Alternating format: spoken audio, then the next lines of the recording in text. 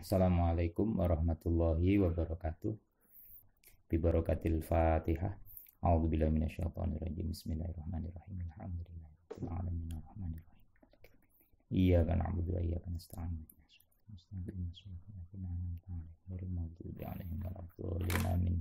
Kita berjumpa lagi pada video insyaallah ke-8 ini.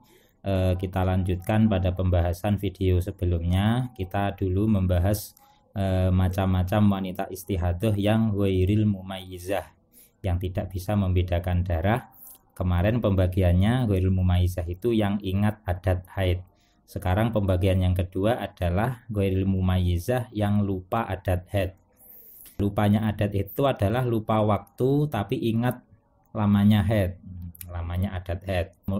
Lupa waktunya mulai kapan tapi ingat lamanya berapa hari. Nah, ini nanti hukum haidnya disesuaikan dengan peluang yakin haid. Sedangkan hari yang punya peluang suci dan haid hukumnya ditafsil. Baik, kita masuk pada contoh. Ini contohnya. Jadi wanita yang tidak paham darah kuat, ini ghairil mumayyizah. Kemudian lupa waktu mulainya hari apa, jam berapa. Kemudian tapi ingat lamanya. Contoh, seorang ibu mengalami istihadah bulan ini dari tanggal 1 sampai dengan 25. Kebetulan ia ingat lamanya haid terakhir bulan kemarin, yaitu 5 hari. Jadi lamanya haid dia ingat antara tanggal 13 sampai 21. Tapi ia lupa secara pasti kapan haid itu dimulai. Pokoknya dia ingatnya 5 hari. Hanya ingat lamanya. Nah, itu nanti contohnya ini. Muharram ya, umpama Muharram ini tanggal tadi contoh tadi di sini tanggal 13 sampai 21. Dia 13 sampai 21, yang penting dia ingatnya saat itu, antara itu dia haid 5 hari, nggak tahu mulainya kapan. Maka sekarang ketika sofar terjadi istihadah lah ini, umpama tanggal 1 sampai tanggal 25. Anggap saja ini tanggal 1-nya udah sana sampai ke sana ya. Tanggal 1 terus ternyata sampai 15 hari darahnya tertutup terus, maka nanti tanggal 15 hari pasti mandi. Karena mengapa setiap lewat 15 hari darah itu kan berarti bukan haid kalau sudah lewat 15 hari. Lah ini berarti tanggal 15 mandi. Terus kemudian kita cari kemungkinan peluang besar yang pasti. Nah, ini contoh saja. Ini 5 hari, jadi kita ambil umpama 5 hari itu kita ambil dari tanggal 13. Dia kan ingatnya kan antara tanggal 13 sampai 21. Jadi kalau dimulai haidnya tanggal 13, berarti nanti haidnya selesai 17. Umpama yang kedua, kalau perumpamanya dimulai tanggal 14, berarti selesainya 18. Perumpamaan ketiga kalau 15, berarti selesainya 19. Terus perumpamanya tanggal 16, berarti selesainya tanggal 20. Terus perumpamaannya tanggal 17, terakhir tanggal 21. Nah, dari perumpamaan ini kan selesai tanggal 21 karena tadi antara 13 sampai 21. Mana yang peluang jelas-jelas haid? Nah, ini tanggal 17 ini pasti haid. Karena itu umpama dimulai tanggal 13, 17 masuk haid. Dimulai tanggal 14, 17 tetap haid. Dimulai tanggal 15 terus, dimulai tanggal 17. Nah, berarti tanggal 17 ini adalah peluang haid yang jelas atau pasti. Kemudian tanggal 13 sampai 16 itu mungkin haid, mungkin suci.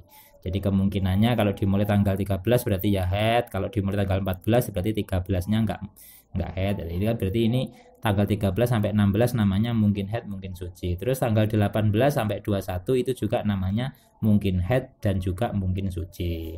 Baik, begitu. Terus yang perlu diingat lagi, nah ini tanggal 22 sampai 25 ini berarti si wanita itu jelas sudah tahu. Berarti tanggal 22 ini berarti status darahnya adalah darah istihadah. Makanya di sini ditulis pasti istihadah. Ini maksudnya tanggal 22 sampai 25. Karena pasti istihadah berarti suci. Maksudnya suci itu ya wajib sholat. Terus bila dulu lupa jam berhentinya adat haid, mulai ini tanggal 22 sampai 25. Bila dulu lupa jam berhentinya adat haid, maka wajib mandi setelah masuk waktu sholat. Jadi lima kali sehari. Jadi setiap masuk waktu sholat ya, umpama duhur masuk sholatnya jam 12, berarti jam 12 mandi. Asar masuknya jam setengah 4, berarti jam setengah 4 mandi. Setelah masuk sholat wajib mandi, karena gara-gara dia lupa dulu jam berhentinya darah adat haid ini loh, yang muharam ini loh. Yang muharam ini dia lupa berhentinya adat haid itu jam berapanya, lupa. Nah itu maksudnya begitu. Namun bila ia ingat jamnya berhenti darah, misalnya berhenti jam 4 sore, maka mandinya hanya setiap jam 4 jam itu saja. Selebihnya cukup wudhu dan sebagainya. Jadi ini contohnya tanggal 22 ini, ketika dia sudah tahu pasti darahnya ini adalah darah istihadah, pasti suci, maka di sini dia mandinya sesuai dulu adat haidnya. Kalau dia ingatnya jam 4 sore, berarti nanti setiap tanggal 22 jam 4 sore, tanggal 23 cuma jam 4 sore. Itu mandi besarnya maksudnya ya, mandi haidnya, mandi wajibnya. Terus nanti di samping kewajiban mandi yang seperti itu, ada lagi kewajiban lah ini, tata cara bersuci setelah tahu status darahnya adalah istihadah atau keputihan, yang tadi tanggal 22 tadi. Setiap telah masuk waktu sholat wajib membersihkan kemaluan dari najis. Jadi dicuci, dibersihkan. Yang kedua, menyumbatnya dengan kapas.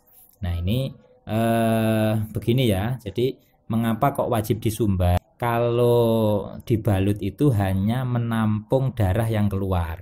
Tapi kalau menyumbat itu ya menyumbat, menghentikan. Jadi dari lubang jalannya itu disumbat biar berhenti. Jadi itu bedanya.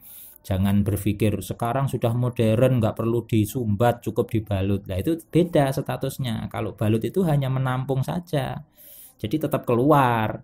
Nah kalau disumbat itu ya disumbat, jadi nggak bisa keluar. Nah tapi disumbat itu ada syaratnya. Disumbat jika tidak membahayakan. Jika berbahaya ya cukup dibalut. Jadi kalau nggak membahayakan, umpama membahayakannya gimana? Dimasukkan ke dalam sampai berdarah atau sampai sakit yang membahayakan. Nah itu cukup dibalut. Atau tidak puasa Ramadan, maka kalau jika puasa Ramadan ya haram disumbat. Nanti kalau puasa Ramadan memasukkan kapas disumbat ya Ramadan puasanya batal. Jadi begitu. Jadi syaratnya disumbat dua ini, A dan B. Kemudian bila diberi kapas tetap keluar, maka sholatnya tetap sah karena darurat. Nah memang iya, kalau sudah kita sumbat dengan kapas kok tetap keluar ya saking derasnya darah ya nggak masalah, sholatnya tetap sah. Itu ad-daruratu tubihul mahdurat. Nah terus yang nomor 3, wudhu. Ini aturannya wudhu tanpa jeda di antara beberapa rukun. Jadi mulai niat, basuh wajah, tangan itu tanpa jeda lama. Terus wudhunya dengan niat ini, nawaitul wudhu'a listibahati sholati fardholillahi ta'ala. Jadi begitu, bukan nawaitul wudhu'a li raf'il hadasil asghori, karena hadas asghornya tidak hilang. Nah, dia itu kan hadasnya keluar terus, yaitu hadas darahnya itu, darah dari kelaminnya itu.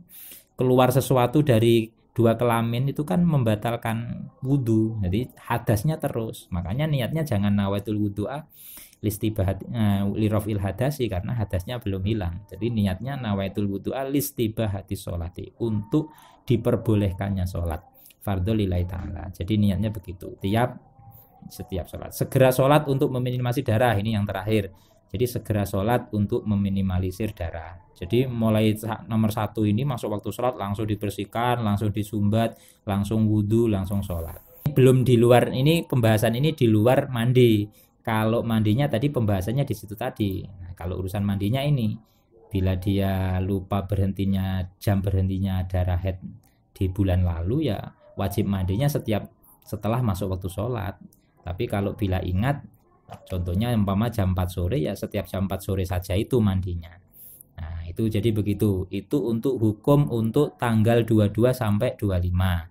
Yang sudah tahu statusnya dia adalah istihadah. Sebenarnya dia tanggal 15 ini sudah tahu.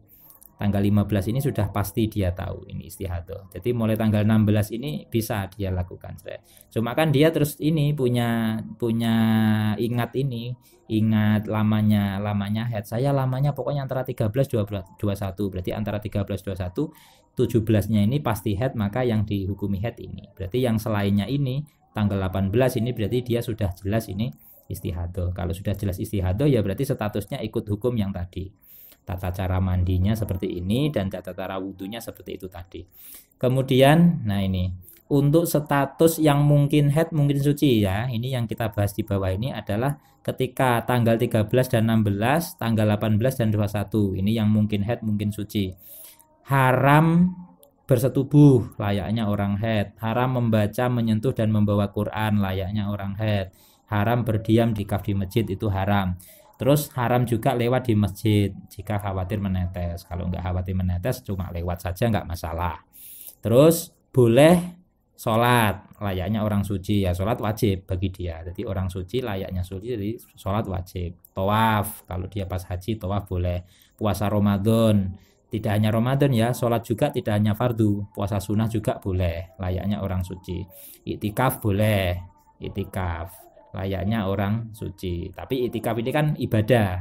Nah, jadi berarti yang di atas tadi berdiam di masjid tanpa ibadah, berarti tanpa ibadah itu tanpa niat iktikaf ini. Kalau iktikaf itu kan ibadah, berarti boleh. Terus tolak itu memang ketika waktu haid itu haram. Tapi kalau ketika waktu ini mungkin haid mungkin suci itu boleh. Maksudnya boleh itu ya memang di hukum tolak itu ada namanya tolak bid'i, ada tolak sunni. Kalau tolak sunni itu maksudnya tolak yang dilakukan ketika keadaan suci, itu hukumnya boleh. Nah, ya ini yang dimaksud. Kemudian yang terakhir adalah mandi wajib. Kalau mandi wajib boleh, ini memang layaknya orang suci. Baik, jadi begitu. Baik, kita kembali. Jadi wairu mumayyizah yang lupa adat dan haid itu adalah yang pertama lupa waktu dan ingat lamanya. Nanti untuk video selanjutnya ini lupa lama dan ingat waktunya. Kita insya Allah sambung pada video setelahnya. Dari saya cukup sekian. Assalamualaikum warahmatullahi wabarakatuh.